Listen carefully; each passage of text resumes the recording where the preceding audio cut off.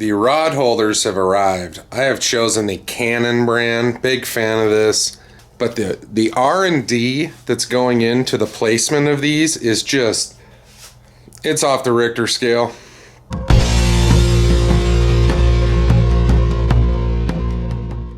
Don't have a plan yet, and I'm going fishing tomorrow.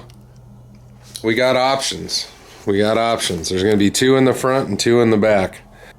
I definitely want that one right there where it's at, about a ½ an inch to an inch away from this cover here to make it easy to get it on and off. I don't want to fight with that in the future. Oh, it went dark. It's too dark, for its sakes. There's clearance there, and of course you can remove the mount itself, but it would go there. I'm also thinking of putting it right here. As you can see, be a nice place to just kick back. I do have rod extensions for this, so this thing's actually going to sit about yay high, which is almost perfect to grab down and set that hook. Wow, we're going to do an unboxing. We got the rod holders in. Oh, what are we here?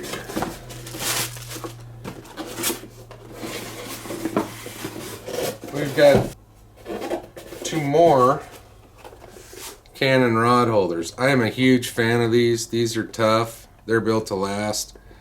I have friends that have had Canon rod holders on their boats for decades, and they still are kicking ass. So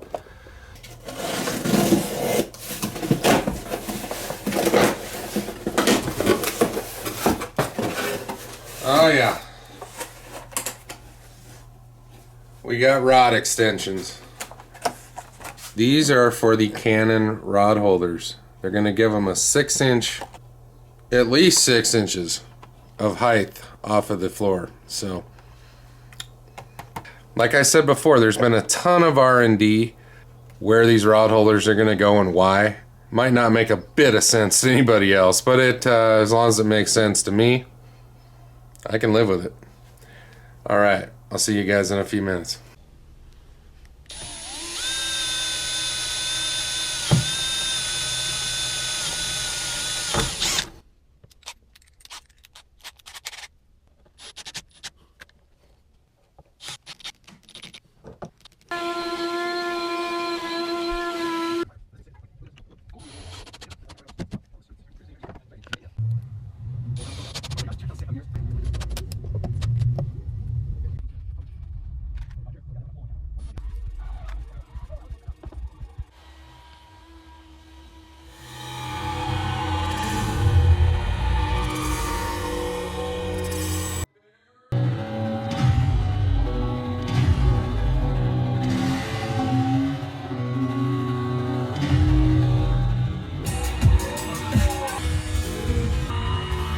Everybody, it's Mark. So we are done with the rod holder install. We got 4 on all 4 corners of the boat.